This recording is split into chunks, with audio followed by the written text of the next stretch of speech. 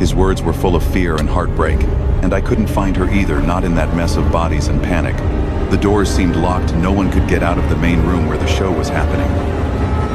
There were more bodies on the floor. My biggest fear was finding my mother's body among them. Another man appeared, also with a scarf over his face and dressed completely in black.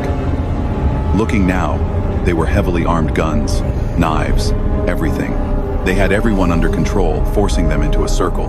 And now that I could see everyone together, I realized my mom was among them. She was still alive.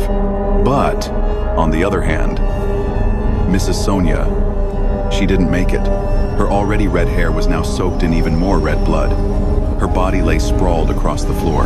One of the gunmen walked right over her, stepping on her without a second thought. Like stepping on ants. He didn't even notice. I stayed on the line with my brother, trying to calm him down. I told him Mom was okay, and that I'd call the police. He needed to keep hiding. At that point, I'd forgotten I was even sick. Adrenaline was pumping through me. Through tears, my brother let out a quiet, "Okay." In the background, the camera was still showing everything. It was shaking now, like someone had knocked it over. For a few seconds, all I could see was the ceiling. But then, someone picked it up again. One of the men. He laughed. "All right, let's show this to everyone." The camera turned to the circle of hostages. It froze on my mother's face.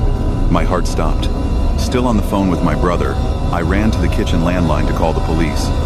I tried my best to stay calm for his sake and mine. Luckily, someone picked up fast. 911, is your emergency related to the Blue Veil Network situation? The operator asked. I was surprised. They must have been getting tons of calls. It was a good sign. It meant help was already on the way. Yes, please help us. My brother and mom are there. My mom's being held hostage, and my brother is hiding in the bathroom. I tried to say without stuttering. She told me what I'd been hoping to hear. They were already on their way and doing everything they could. She asked me to turn off the TV, since the shooters were broadcasting the massacre live, and if the audience dropped, it might frustrate them. I hadn't expected that, but I couldn't turn it off. I needed to keep watching, to see if my mom and brother were still okay. If I turned it off, my thoughts would eat me alive. I didn't know what I might do. She seemed to understand and let me keep it on.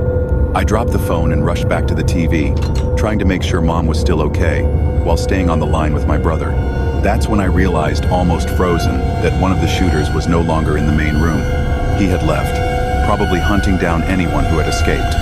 Something different happened. One of the cameras started moving. The shooter was using it while looking for victims. They really want to broadcast everything they can.